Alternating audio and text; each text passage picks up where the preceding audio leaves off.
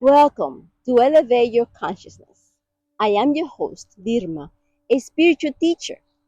Today I'm bringing you a message that I received during meditation. It is about understanding the energy in the water, how it is possible for you to live to 120 years old without the use of a walker or a wheelchair, and how it is possible to stay positive to attract anything you want. This time I asked about my plants. I have some plants that are dying because I placed them in water in the table, and then after a while I can't keep them alive in water whatsoever. So what I was told is that water has energy and water has life, and water cannot stay stagnant. And water inside a container for more than 24 hours becomes stagnant, and basically the plants end up dead because they're not getting the energy that it needs. They're getting that water. So what I was told is that I need to change the water every 24 hours. And the same thing goes for bottled water. I was told the bottled water is worse for you than drinking water from the sink. Although water from the sink has some chemicals, you can always use a filter. But the bottled water, that water after 24 hours has no energy. So it keeps your body depleted of hydration. And because it doesn't have the energy, water is alive. Water has consciousness, and water needs to flow. Just like the water in the ocean, the water goes through the river, is flowing, it goes to the ocean. You have the currents in the ocean, and you have evaporation. The whole cycle begins again. Water is constantly flowing, constantly moving. And when you keep the water inside a bottle, it doesn't have anywhere to move. Therefore, the water becomes stagnant. It becomes not usable. It's not good for your body because when you drink it, it takes a lot of effort for your body to use that water. Your heart has to work a lot harder. So I was told it's much better just to drink it from the tap water instead of drinking from the bottled water. And also I was told that if you want to live to be 120 years old without having to use a wheelchair or a walker, you have to turn your body into a pretzel. What that means is that you have to stretch. When you observe a cat wakes up from his sleep and he stretches. He stretches his body. He doesn't run and then stretches. He stretches first. The same thing we must do. When we first get up in the morning, for 10 minutes, you have to stretch your body. You have to stretch in different ways, like a pretzel. You have to twist and turn, and you have to do that in order to keep your ligaments and your tendons strong. The more that you stretch them, the stronger they will become. If you start at 70 years old, you might not have the flexibility at first, but the more you do it, the more flexible you become. And also when you're that age, you lose the connection between your body and your brain. Because if you sit all day and you're not stretching your body, you lose the connection. And when you get up, you might fall and you might break something. But if you are doing these stretches every single morning for 10 minutes, then you'll be able to have that connection with your body and your brain. So the Asian, the Indians and the Japanese and the Chinese, they have it right.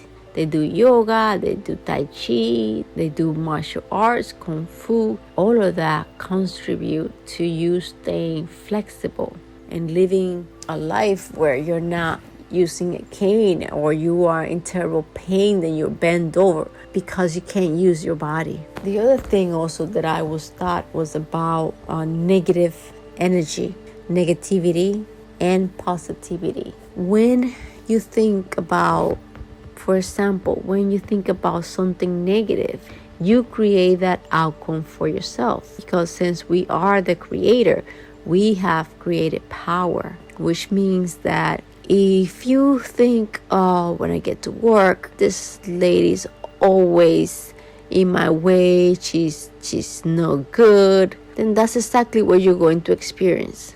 What I was told is you have to see the best in people.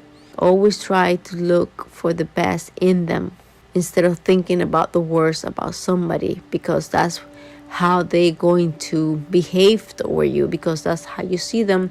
That becomes your reality. And in addition, I was also told that if you have children, don't tell them, be careful, because children, like all of us, have creative powers, and children with their imagination will create an entity. A boogeyman will create this entity, which is a dark energy. And once you create this energy, this negative energy, you can't not destroy it. And that negative energy is going to do what it was created for, which is to scare people, to scare you, because that's how you created it. So you are the one that created. You're the one that creates with your negativity and your negative thoughts.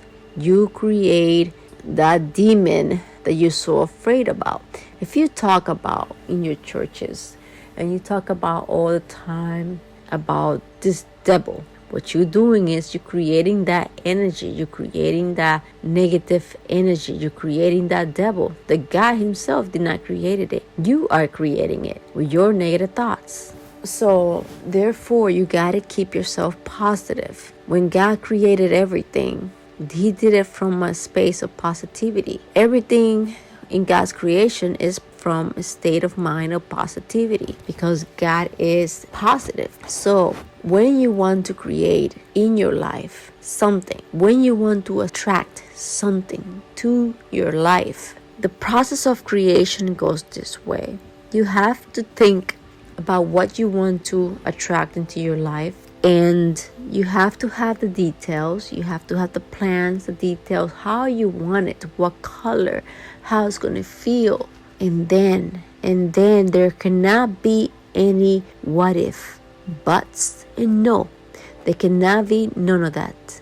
Everything has to stay positive in your thought process. So if you want a free barbecue, let's say you want a free barbecue, you want to bring that in for you. You want the universe to provide that to you. You want to get it for free.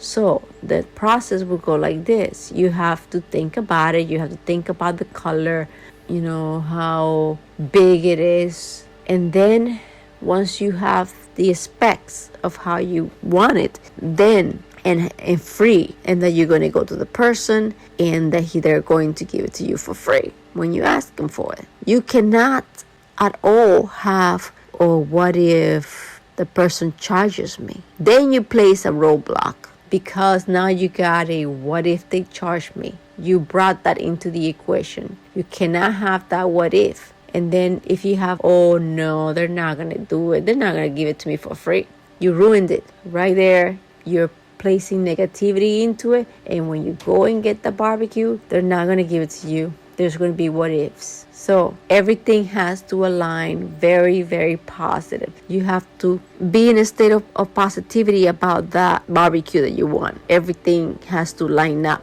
You have to really be positive about, and then you bring it into your life. Because if you create any negativity toward it, then it's a no-go. So you create positive energies and you create negative energy.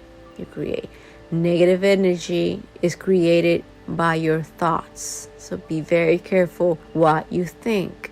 The other thing that I was told was to make my enemies, make them my friends. Make your enemies your friends. If you have to talk to them, if you have to say I'm sorry, if you have to say I forgive you, you have to do it. because your enemies are also throwing negative energy your way. They're creating negative energy about you. So you have to see the good in people always. You have to see the goods that they can offer instead of thinking negatively about that person, instead of saying, oh no, here we go, she's going to be acting like this, oh, she's the worst. No, everything has to be positive. So you have to think that there's good in everybody, there's good in every person. So find the good in people, concentrate on that instead of concentrating on finding negative, and find the positive in things instead of trying to say that, oh, this is negative, or this is there's going to be some sort of negative energy attached to this and to that. No, don't create that for yourself. So I think that's about it, what I learned today. So it was about water, how water flows. It was about staying positive, about manifesting. That's it. And the stretching, doing yoga 10 minutes every day. Stretch over your body in the morning every day.